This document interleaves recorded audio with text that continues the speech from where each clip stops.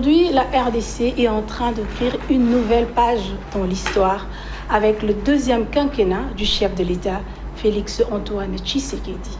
C'est pas si longtemps que ce mercredi 29 que la ville-province de Kinshasa était en mouvement par cette nouvelle nomination du nouveau gouvernement. C'est dans cette émission Table en or que nous allons parler de cette actualité avec un invité hors pair.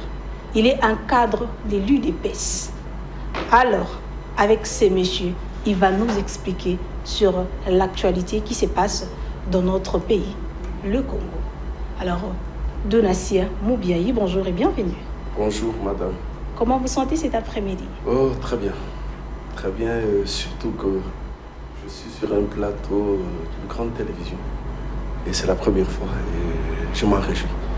Alors, c'est la Noflat, ça nous réjouit aussi. Okay. Le plaisir est partagé. Donatien Moubiaï, professeur, cadre de l'UDPS. On commence d'abord par votre métier de professeur. Selon vous, c'est quoi l'enseignement? Oui, il faudra que je puisse préciser, parce qu'on dira le professeur, il faut avoir une thèse, nécessairement, mais je suis dans le secteur de l'enseignement. Donc, l'enseignement universitaire, donc à un institut supérieur, j'en avais plusieurs, mais j'ai tout abandonné pour rester pour un seul. Je suis en voie de faire peut-être une défense pour mon diplôme de DEA, fait au campus. Voilà. C'est ce que je peux dire. Oui, mais ce qui est plus important, je suis resté dans le secteur de l'enseignement depuis très très longtemps. D'abord aux humanités. Et puis, quand j'ai abandonné, je suis allé pour faire autre chose. L'INPP m'a récupéré et c'est toujours dans le domaine de la formation professionnelle. Et d'ailleurs, l'INPP, les gens ne connaissent pas souvent. L'INPP a plutôt un institut supérieur de formation des cadres, qui est un institut reconnu, agréé, reconnu par l'État. Et c'est là que j'ai pu évoluer depuis 2008 à ces jours. Donc, je continue à enseigner. En tant qu'enseignant, alors dites-nous, c'est quoi l'enseignement selon vous? C'est quoi l'enseignement selon vous? L'enseignement, d'abord c'est un domaine que j'aime bien. Okay. Que j'aime bien parce que ça nous aide à partager ce que nous avons reçu. Ça nous aide à communiquer le savoir obtenu des autres. Ça nous aide aussi à perpétuer deux générations de gens qui peuvent, après avoir appris, communiquer aussi aux autres. Voilà pourquoi j'aime l'enseignement. Et du point de vue personnel, ça m'aide à pouvoir me cultiver à tout instant, à pouvoir croître du point de vue intellectuel, parce que je reste chercheur à tout instant pour ne pas rester en déphasage avec ce qu'il y a comme réalité. Voilà un peu pour moi, c'est l'enseignement, c'est un peu cela. Et à l'INPP qui m'a donné ses goûts davantage, j'ai gravi presque tous les échelons possibles à l'INPP. J'ai été recruté comme formateur, je suis devenu chef de division chargé de la formation professionnelle.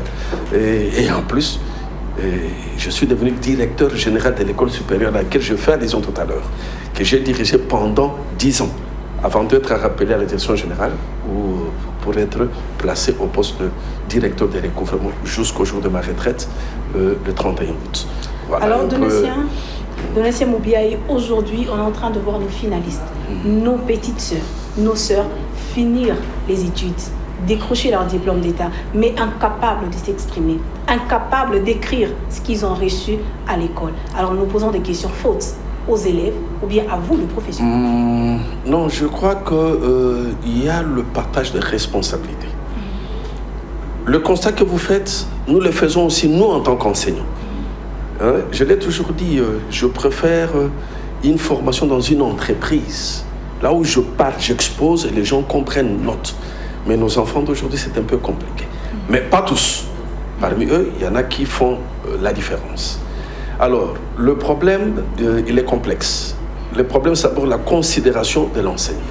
Quel est le budget qui est affecté à cet enseignement? 2, les recrutements des enseignants. Est-ce que tous ceux qui sont là sont-ils appelés à être enseignants? Est-ce que ce n'est plus un domaine où, parce qu'on sait que c'est un peu facile, on donne à n'importe qui la craie pour devoir enseigner? Et aussi, la responsabilité des parents. Je sais de quoi je parle. Vous êtes en face d'un promoteur d'une école. qu'est-ce que nous constatons avec les parents? Un enfant arrive en première année. Il finit l'année, mais avec des dettes. L'année prochaine, ce n'est plus la même école. Les parents vont changer parce que les parents savent que dans cette école, j'avais des dettes. Et on va les suivre. Et le fait de faire marcher cet enfant, de faire défiler cet enfant dans différentes écoles, les unes bonnes et les autres mauvaises, les résultats seraient lesquels? Ce sera un très mauvais résultat. À ce point de vue, je crois que même le pouvoir Maintenant, public... là, vous voulez condamner les parents? J'ai dit que la responsabilité est partagée. Okay. Le pouvoir public devra revenir à la présence permanente des inspecteurs. Pas seulement pour suivre ce que nous enseignons, mais veiller aussi sur les inscriptions. Je sais de quoi je parle. Ces enfants qui quittent mon école, moi en tant que promoteur, n'ont pas récupéré leur bulletin, mais l'année prochaine, ils sont ailleurs. Comment ils ont obtenu cette inscription? À notre époque, quand nous étions enfants, c'était impossible. Il faudrait que la rigueur revienne dans ces domaines. D'où il y a le parent, il y a l'État, donc qui doivent conjuguer ensemble des efforts pour arriver à relever les niveaux des enfants. Alors, la réforme de l'enseignement, c'est aussi quelque chose. Je crois qu'elle avait déjà été amorcée, mais une réforme sans acteur valable, c'est une réforme nulle. Il faudrait que les enseignants soient des enseignants à la hauteur, qui ont la vocation d'enseigner. N'importe qui ne peut pas devenir enseignant, qui ont cette vocation-là. Et maintenant, ils vont bien former, mais en formant, ils seront aussi convenablement soutenus. Là, je parle de l'aspect financier. Ne pensez-vous pas que la formation des élèves est biaisée à cause de vous, le promoteur? Parce qu'il y a d'autres écoles où on dit déjà que cette école, c'est 100%. L'élève sait déjà, je peux ne pas étudier, mais je sais qu'on fait de 100% et je réussirai. Inutile d'aller revoir le cours. C'est vrai, c'est aussi cette responsabilité. Nous avons parlé de parents et même des promoteurs aussi, qui estiment que le moment venu, ils vont mener des démarches. Moi, chez moi, je n'ai pas pu fonctionner pendant longtemps avec les humanités. J'ai arrêté. Pour un autre aspect, pas seulement celui-là. Gérer les humanités dans une institution privée n'est pas facile. Il faut qu'on se le dise. Pour payer convenablement ses enseignants, il faut avoir assez d'apprenants et des apprenants dont les parents payent. C'est une mer à boire par rapport à l'environnement où l'école est située. C'est vrai, il y a des promoteurs qui ne visent que ça, le nombre, qui font la publicité de leur institution. À la fin, c'est pour avoir beaucoup d'élèves. Et quand on a beaucoup d'élèves, on voit l'argent, surtout lorsque on est en face des examens d'État. Il faudrait que les choses soient révisitées et réorganisées d'une autre manière, parce que nous ne visons pas simplement le papier, puisque un diplôme d'État, c'est un papier, mais il faut être en mesure de les défendre. Le background. Voilà. Alors, promoteur que vous êtes, parlez-nous du système canapé, phénomène canapé. Phénomène canapé. Non, chez moi, c'est tout à fait impossible. Non, vous vous défendez parce que vous êtes là sur plateau, mais on le sait. Et c'est un langage d'ailleurs qui est étrange chez moi. Vraiment? Très étrange. Vous avez des professeurs. Il y a des professeurs, il y a des messieurs qui donnent cours, il y a des élèves, il y a nos petites sœurs qui en subissent. Vraiment, ce phénomène, un professeur qui te dit parce que tu as échoué dans mon cours, tu dois d'abord passer par ce phénomène canapé, stylo rouge. Autrement dit, tu ne réussiras pas dans mon cours. Je crois que si il arrivait que cela se produise dans mon école, en tout cas, je vais sanctionner. Je vais sanctionner sans faille. Dans mon école, pas du tout. Aucune fois, cela n'est arrivé. Je ne crois pas que ça puisse arriver. Je fonctionne depuis 2015. C'est déjà assez d'années. Je n'ai jamais vécu ce genre de situation. Et d'ailleurs, au regard de ma rigueur personnelle, je vais vous raconter une chose. Je suis directeur de l'école supérieure de formation de cadres, un institut supérieur de l'INPP. J'apprends qu'il y a un enseignant. Lorsqu'il organise des évaluations orales, il pose parfois des questions qui ne cadrent pas avec le cours qui est le sien. Une fois, en recevant une étudiante, tu lui poseras la question quelle est la couleur de ton sous-vêtement? J'ai appris ça et j'ai mis fin dans l'immédiat, en dépit des interventions. J'ai reçu une éducation tout à fait particulière. Vérifier ceux qui ont vécu avec moi, ceux qui vivent avec moi, ceux qui sont dans mon quartier, même dans mon école, ils connaissent. J'ai reçu une formation, une éducation tout à fait particulière et je tiens à cette formation. Je ne peux pas moi accepter que dans mon école, ce genre de phénomène existe. Tout à fait impossible. Et d'ailleurs, mon directeur, c'était un pasteur de mon école. Voilà. Alors, si c'est tel est le cas, nous vous félicitons. Merci beaucoup. Alors, nous venons tantôt de vous présenter comme un cadre de l'UDPS. Alors, dites-nous, qu'est-ce qui vous a poussé à adhérer l'UDPS au détriment d'autres partis? Parce qu'à l'époque, il n'y avait pas que l'UDPS, il y avait plusieurs partis. Qu'est-ce qui vous a poussé? Non. L'époque qui est la nôtre, on a connu le MPR, où nous étions tous, de manière obligatoire, membres. Et dans la foulée de cette situation, il y a eu la lettre de 52 pages, qui est le départ de l'UDPS. Ça, il ne faut pas l'oublier.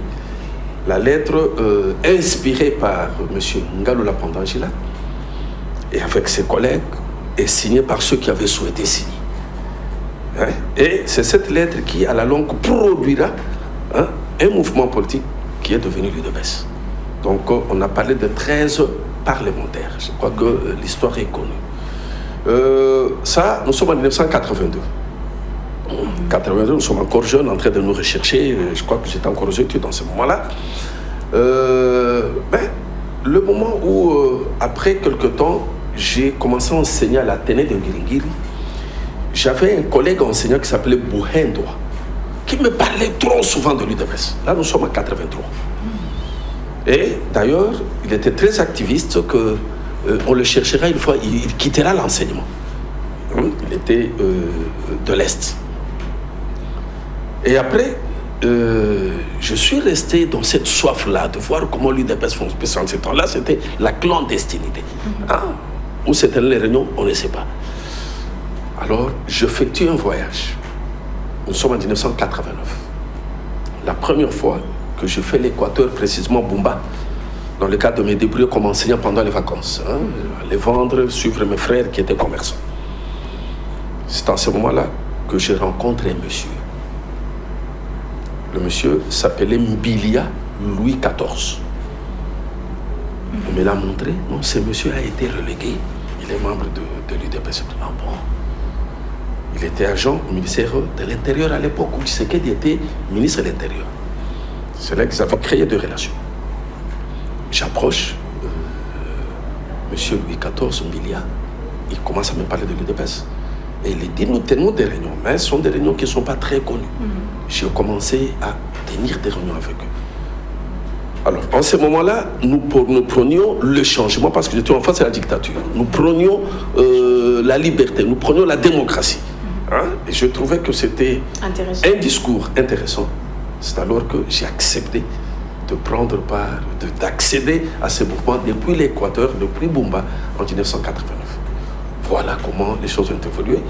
Je reviens à Kinshasa, quelques temps après. J'enseigne un jour et j'abandonne l'enseignement. Je trouve que le commerce était encore beaucoup plus florissant. Je reviens dans le commerce. Et quand j'arrive à Kinshasa, maintenant, je cherche où sont les membres de l'UDPS. J'ai retrouvé quelques-uns. On a commencé à m'orienter quand les choses sont devenues normales en 90. Et j'ai accédé à la cellule Mbamou 1 qui existe jusqu'à ce jour. J'en suis devenu membre, j'ai évolué, je suis devenu vice-président, je suis devenu président. Et après, j'ai quitté la cellule pour aller à la section comme membre, comme vice-président et comme président pendant plusieurs années. Bref, nous avions compté sur l'UDPS pour apporter les changements dans ces pays. Voilà ce qui m'a fait pousser. Et vous êtes sûr que vous avez réellement apporté les changements? Oui, il y a... en dépit de toutes les difficultés que les gens peuvent vivre, il y a un grand changement. Madame, je vais vous dire une chose. Peut-être que vous ne l'avez pas connu, vous ne connaissez pas la valeur de la liberté. Nous dansions à une certaine époque. Chaque lundi et chaque samedi. À l'honneur de Mobutu. Nous dansions, filles et garçons, demandez aux gens de notre âge. Ce que nous faisions à l'époque, c'était le salut au drapeau. Chaque fois au salut au drapeau, on chantait pour Mobutu, pour sa gloire. Et dans des écoles, c'était chaque lundi et chaque samedi. Mais maintenant, aller dans les écoles, il y a toute une liberté. Ma mère me disait toujours, ne parlez pas, ne citez pas les noms de Mobutu, parce que même le mur écoute. Et il est très dangereux. Et aujourd'hui, on est libre. Mais aujourd'hui, nous sommes libres, nous parlons. De dire tout ce que l'on veut. Mais oui. Vous êtes sûr? Mais oui. Si à la longueur des journées, lisez dans les réseaux sociaux. Donc on parle du bien et du mal. Donc vous êtes fiers de l'UDPS? D'abord, nous sommes fiers de ce que vous avez abattu. Il n'y a pas un traquage, un matraquage plutôt. Il n'y a pas un matraquage pour ceux qui parlent contre le régime, contre le chef d'État ou contre les partis. Alors, vous venez à peine de nous dire que vous êtes à l'UDPS depuis 1989. Ce qui n'est pas peu, hein. Ça fait pratiquement, si on fait des calculs, 35 ans, hein. Pratiquement. Oui, ça fait 11 ans, 35 ans. Alors, vous avez œuvré aux côtés du sphinx de Limete, Étienne Tshisekedi Mulumba, d'heureuse mémoire. Alors, dites-nous, qu'est-ce que vous avez retenu, les plus grands enseignements que vous avez eu à retenir auprès de ce sphinx de Limete? Le sphinx nous disait toujours, n'ayez pas peur. Hein? N'ayez pas peur. Nos parcelles, nous réunissions des gens. Ce n'était pas facile. Ma mère venait souvent me dire, mais papa, hein? Mais un jour on va ravir cette parcelle. Hein? Et je disais à ma mère, c'est ma part de la contribution pour ces combats que nous menons. Donc pour Étienne, je retiens la peur. Nous devons l'exclure. L'exclusion de la peur. C'est un élément très important de la liberté d'expression. Il était très lié au texte du parti. Hein? Je vais vous raconter comment le premier secrétaire général du parti, suite à la demande de la base. Hein? Vous comprenez? Voilà ce que je peux retenir. L'exclusion de la peur, la liberté d'expression et la détermination pour le combat que nous menons. Parce que le combat n'est pas fini. Et si ça verrait qu'aujourd'hui, on ressuscitait Étienne Tshisekedi Mulumba, parce qu'aujourd'hui vous avez le pouvoir, si on les ressuscitait et qu'il regardait ce qui se passe au sein de l'UDPS, sera-t-il fier de vous? Ou bien il aura de larmes aux yeux? Peut-être qu'il s'est passé des choses aussi plus graves que celles que vous constatez aujourd'hui. Je vais encore vous raconter une petite histoire. Le président Étienne est à Kisangani. Devant lui, il y a plusieurs comités qui se présentent. Pour lui, c'était l'expression de la liberté, de la démocratie. Vous voyez ce qui se passe au sein du parti? Les gens parlent à gauche, les gens parlent à droite. C'est un peu cette expression-là de la liberté. Hein? C'est un peu ce qui a été ancré en nous. La liberté d'expression, venant du père fondateur Étienne Tshisekedi Mulumba. Alors, vous dites que s'il revenait, est-ce qu'il va s'en réjouir? Oui, il comprendra que les choses ont évolué. Il a été là pendant que nous n'étions pas au pouvoir. Et aujourd'hui, nous sommes au pouvoir, c'est deux époques différentes. Hein? Deux attitudes différentes. Parce que nous n'avons simplement pas à gérer l'UDPS, mais à gérer la nation, où il y a beaucoup de choses. Hein? Donc, et vous croyez que vous gardez toujours de même vertu qu'il vous a laissé? Oui, oui. Donc, le vertu d'une manière ou d'une autre. Parce qu'aujourd'hui, nous parlons. Quand ça ne va pas à l'UDPS, les gens parlent. Ah, mais c'est ça. Hein? Parler même contre ceux qui dirigent le pays. C'est sûr? Oui, à l'UDPS, les gens parlent. Quand ça ne va pas, disent non, ça ne va pas.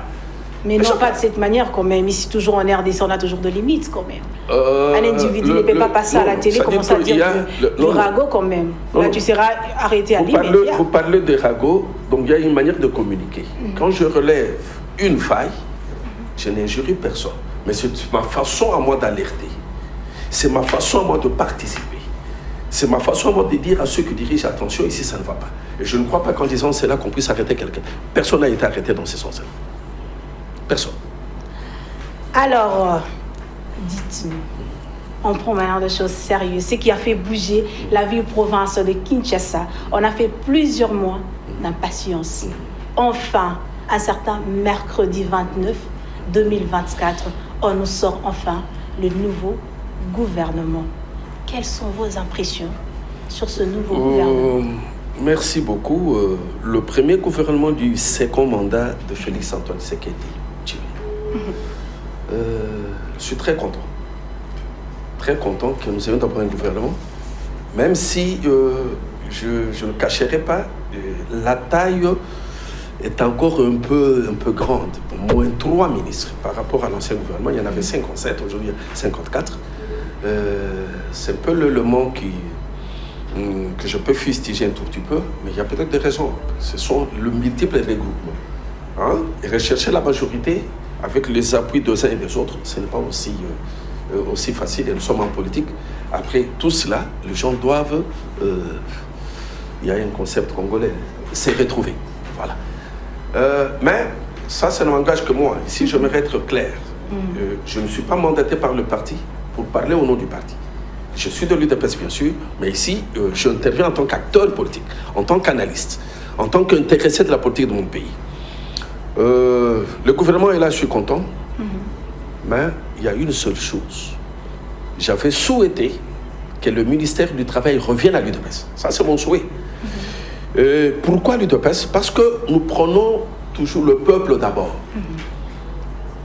Pour moi, l'UDPS devrait commencer à veiller sur le peuple au travail, hein, sur la population travailleuse. En voyant si cette population est payée convenablement ou consécutivement au SMIC qui a été établi. Hein? Voilà, donc c'est pour moi, cette démarche-là ne pourrait être bien faite que par l'UDPS. Mais quand c'est un autre parti qui est resté à ce ministère pendant des années, je ne vois aucun changement par rapport à ça. Ici, je ne parle pas encore de création des emplois, mais les emplois existants, est-ce que les gens sont convenablement payés? En venant ce matin, je suivais dans mon véhicule sur la radio Top Congo quelqu'un qui dit qu'ils sont parmi de personnes travaillant, de journaliers, hein, travaillant pour une entreprise. Ils sont à peu près 600. On leur donne 2,5 par jour. Est-ce que le ministère du Travail a eu le temps de veiller à ce genre de problème? Je crois que non. Hein? C'est là où j'avais souhaité que l'UDPS se prenne pour que le peuple d'abord commence à s'appliquer d'abord sur la masse travailleuse, hein, que sur la masse qui cherche encore du travail. C'est un regret, et ça je le dis, parce que la gestion du ministère du Travail n'a pas été bonne pendant tous ces temps. Ces gens qui crient, ces gens qui pleurent sont laissés à leur propre compte. Je n'ai pas vu une action concrète menée par le ministère du Travail. Voilà un peu le seul regret, mais pour la configuration générale, elle est bonne. Je respecte Madame la Première ministre, et c'est une personne outillée. Elle a fait un très bon travail. Et dans la foulée, avec celui qui avait, donc le secrétaire général de l'UDPS, qui avait commencé par la première consultation, et dans la suite, Madame a repris le flambeau, je crois que le travail était très bien fait. Mais le seul bémol pour moi, c'est celui-là. Le ministère du Travail devrait nous revenir. Voilà. Savez-vous que c'est à partir de ce mandat, de ce nouveau gouvernement, que nous allons maintenant, nous populations, le public, on va commencer maintenant à juger le deuxième quinquennat du chef de l'État. Parce que là, c'est comme qui dirait, l'avion est en train de faire le taxi. On est en train de faire le taxi, ça veut maintenant décoller. C'est à partir d'ici qu'on va juger le deuxième quinquennat. C'est tout à fait évident. Que ce soit au premier ou au deuxième mandat, la population est là pour juger. Parce que c'est à elle que le résultat revient. Hein? S'il y a de bons résultats, cette population va se réjouir. Pour moi, c'est une interpellation. Non pas seulement des dirigeants, mais l'interpellation de tout le monde. Chacun dans son secteur où il est, qu'il fasse le mieux pour accompagner le gouvernement. Nous n'allons pas être là simplement pour indexer le mal, mais nous devons faire aussi des propositions concrètes. Hein? Je crois que... des propositions qu'on va accepter, bien sûr. Donc, une proposition peut être acceptée ou refusée. Mais la force des choses, il faudrait que la proposition ait des assises. Hein? Que la proposition ait un argument sérieux. Hein? Voilà, donc une proposition telle que je venais de le dire là, j'avais vraiment souhaité que le ministère du Travail revienne. Pourquoi? Parce que le peuple, d'abord, veillons sur ce peuple qui travaille. Hein? Est-ce que le salaire qu'il reçoit, il est un salaire conséquent? Hein? Est-ce que le salaire qu'il reçoit correspond au SMIC qui a été établi? Hein?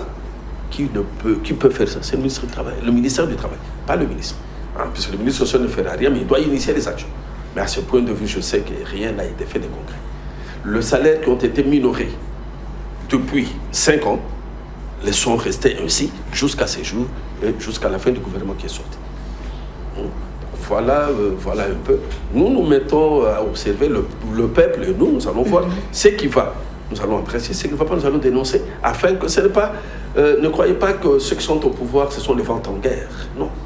Ce sont des gens qui écoutent. Mais il faut que l'on crée de canaux de communication pour faire converger ces différentes propositions d'appréciation, d'amélioration, ainsi de suite, vers ceux qui décident. Est-ce que le peuple congolais, le Kinois en particulier, peut faire confiance à ces nouveaux gouvernements, sachant qu'ils ont beaucoup de défis à relever? Si je peux citer, vous venez à peine de le dire aussi, manque d'emploi, et on n'a pas hausse du dollar, la sécurité à l'Est, pour ne citer que cela d'abord. Oui, ça sont des défis récurrents, connus de tous. Le manque d'emploi, l'insécurité, l'instabilité de la monnaie. Je crois qu'on n'apprendra rien à ce gouvernement. Ce gouvernement sait que voilà ce qui nous attend pendant les 5 ans. Si le ministre Ferrand, les 5 ans avec le chef de l'État. Vous avez posé la question, est-ce que le peuple fera confiance? Oui.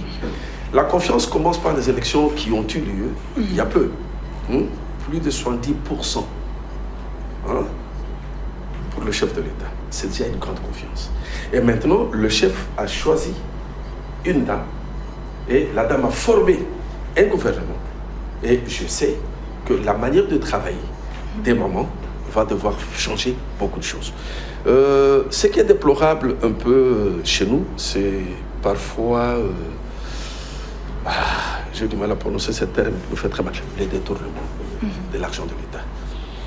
C'est là que le gouvernement doit veiller, en collaboration avec le Parlement, que le chef de l'État veille sur cet aspect. Que ceux qui ont tenté, oui, la justice est là, mais la justice ne doit pas s'arrêter peut-être seulement à récupérer peut-être l'argent, ou c'est que le scénario auquel on assiste trop souvent, là, c'est quelqu'un qu'on arrête, 2-3 mois après, il est libéré. Donc, il faudra qu'on passe à une autre étape, la confiscation de biens. Que l'argent de l'État fasse peur aux gens. Et ce n'est pas l'impression que nous avons. Et je crois qu'avec cette allure-là, nous ferons confiance à ces gouvernements. Et les résultats seront positifs.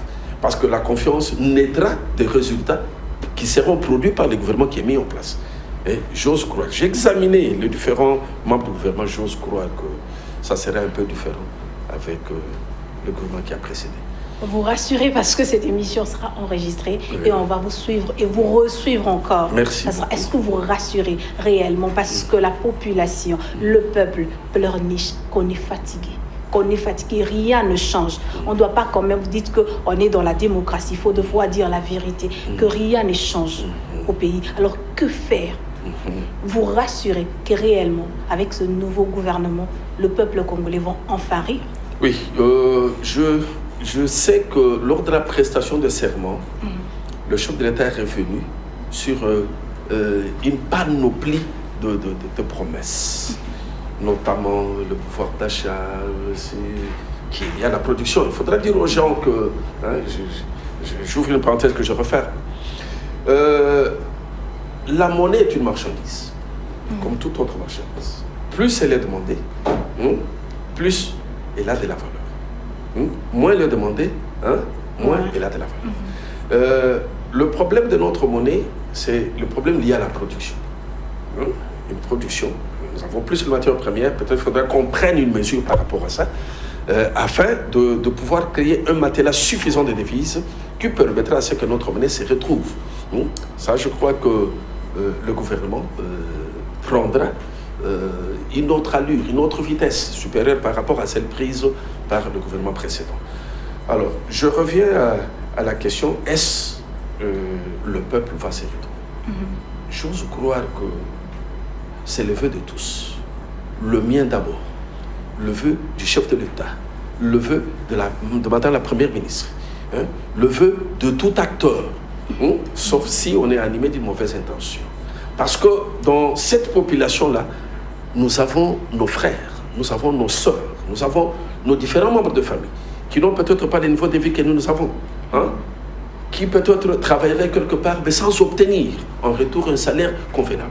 Donc nous souhaitons que cela arrive. Le premier élément, c'est la conviction. Donc je suis convaincu qu'avec on a été convaincu plusieurs fois, c'est pas la première fois qu'on sera convaincu. Non, c'est la première fois que nous avons une première ministre dame. Donc il ne faudra pas voir cela comme étant une petite chose. Donc la conviction vient de cet élément-là. C'est la toute première fois que nous avons une première ministre dame. Donc, le premier ministre, une femme. C'est la première fois. Hein? Première fois dans l'histoire. La manière de travailler de femmes, je travaille avec des femmes. Les femmes tiennent. Les femmes ne sont pas généralement dans des magouilles. Les femmes ne sont pas généralement dans la perte de temps. Les femmes visent un objectif et elles atteignent. Hein? Donc, je crois que cette fois, les femmes souvent ne jouent pas avec l'argent. Je ne vois pas Madame la Première ministre se mettre dans des cabines, des tournements, je ne crois pas. Et si, dans ce gouvernement, il y a un ministre qui adopterait une telle attitude, il se retrouverait à l'extérieur de l'initiative de Madame la Première ministre. Donc, cela me convainc que nous aurons des très bons résultats. Parce que nous avons une personne qui a pris la direction du gouvernement, qui va devoir orienter dans le bon sens pour obtenir de bons résultats et soutenir l'action du chef de l'État. Là, je partage votre pensée, mais qu'est-ce qui a fait à ce que le précédent ne puisse pas réussir alors? Parce que cette fois-ci, vous avez vraiment dit que ça va aller. Ça va aller parce qu'on a une femme. Pour la toute première fois dans l'histoire, on a une femme et ça va aller parce qu'il y a une femme. Quand c'est une femme, on voit le changement. Les femmes ont grand cœur.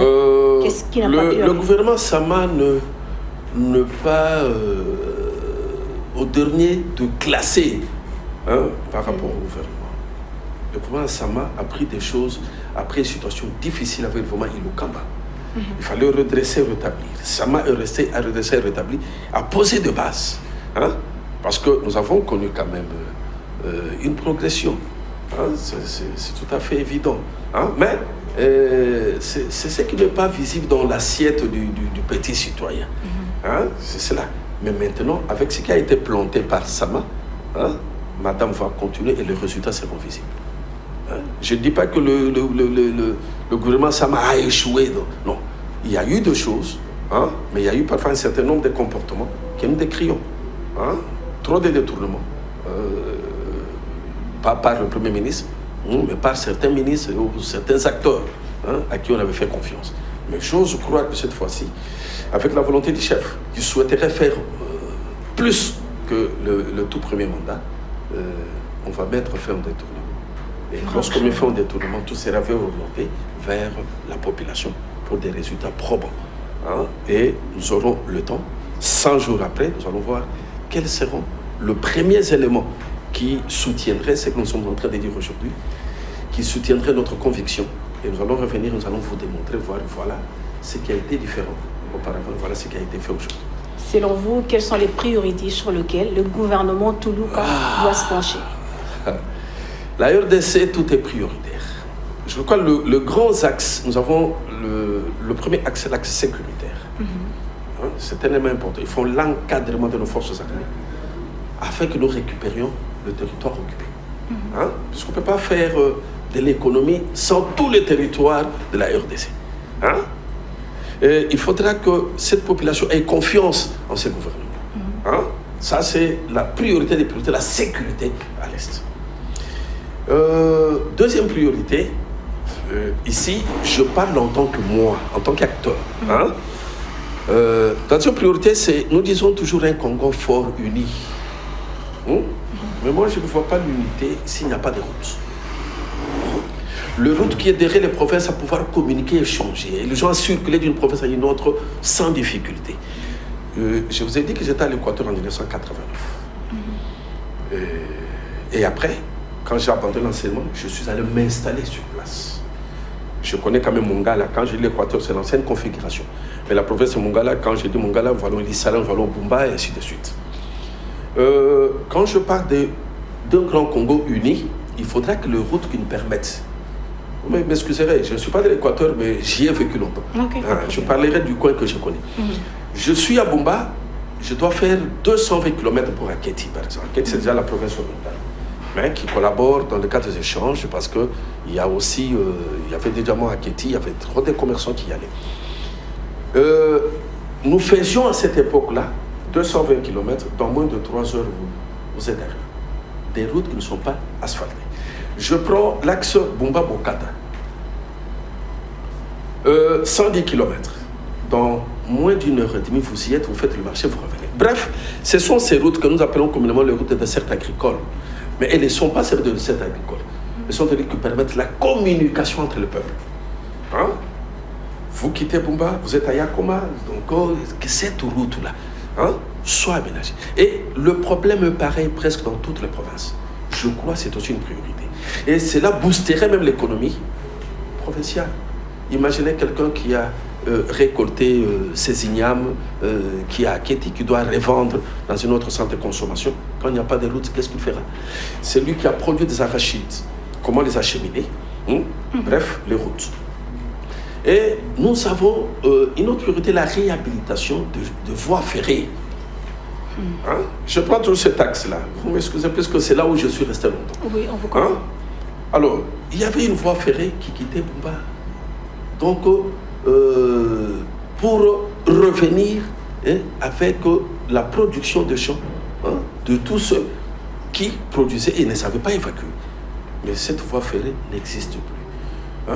Il y a l'ONATRA qu'il faudra réhabiliter sérieusement, pas les saupoudrages, mais il faut réhabiliter. Il ne faut pas saupoudrer, vous faites 2-3 jours après, il n'y a rien. Non, il faudra que l'on se dise correctement qu'est-ce qu'il faudra faire, ça demande quoi.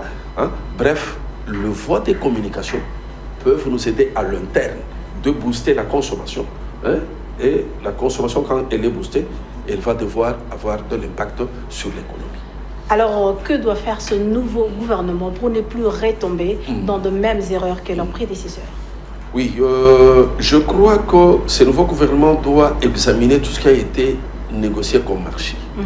S'il faudra revisiter, s'il faudra reconduire les acteurs, les reconduire, s'il faudra changer, le changer, mais être regardant par rapport à tout ce qui est fait. Ce gouvernement doit avoir de la rigueur dans le domaine des finances. Nous avons appris, vous connaissez, vous êtes journaliste, on en parle un peu trop, cette histoire. Voilà, donc c'est genre d'argent que l'on générait par la surfacturation. Donc il faudra que le gouvernement veille. Le finance n'appartient pas au ministre des Finances. Ce ministre des Finances appartient au gouvernement. Et Madame la Première ministre est censée veiller sur tout ce qui s'est fait et avoir un regard. Donc je ne veux pas citer les actions qui ont été menées pour qu'on ne comprenne pas que j'oriente mes propos par rapport à tel autre. Alors nous sommes pratiquement arrivés à la fin de cette émission, mais il y a une deuxième rubrique. On ne termine pas cette émission de cette manière. On l'a toujours fait avec deux personnes dont nous recevons pour la toute première fois sur notre plateau. Vu que vous êtes là pour la toute première fois, donc vous devez devoir passer à ce test. C'est juste un petit test. Si c'était à refaire, quelle erreur auriez-vous évité à reproduire dans l'avenir? En ce qui me concerne, en ce qui vous concerne personnellement. Personnellement, oh lolo, il faut chercher qu'est-ce que c'est considéré comme erreur. C'est de ne pas accepter de manière tout à fait, comment dirais-je, facile, d'avoir œuvré pour les impairs. Ça, c'était une erreur. Nous avions cru que nous étions tous membres de par notre naissance. On devrait tout accepter, alors que c'était inacceptable. Donc, il fallait résister. Donc, c'est ne pas accepter quand on n'est pas convaincu. Donc, c'était une erreur d'avoir laissé les impairs faire ce qu'il a pu faire en ce moment-là. Heureusement qu'il y a eu les 13 parlementaires qui nous ont sortis de ces trous. Voilà un peu cette erreur d'avoir appartenu à un moment donné, d'avoir dansé, d'avoir chanté, d'avoir... Voilà. Merci. C'est pratiquement la fin de cette émission. Nous vous disons un très grand merci. Ça a été vraiment un honneur de vous recevoir sur ce plateau pour la toute première fois. Merci beaucoup. C'est moi qui vous remercie et j'espère que ça ne sera pas la dernière fois. Bien sûr. Alors, je dis un très grand merci à la grande équipe technique de Table Honneur. Un très grand merci à tous les téléspectateurs qui nous appellent de près ou de loin. On est ensemble. Quant à moi, on se dit ciao, ciao.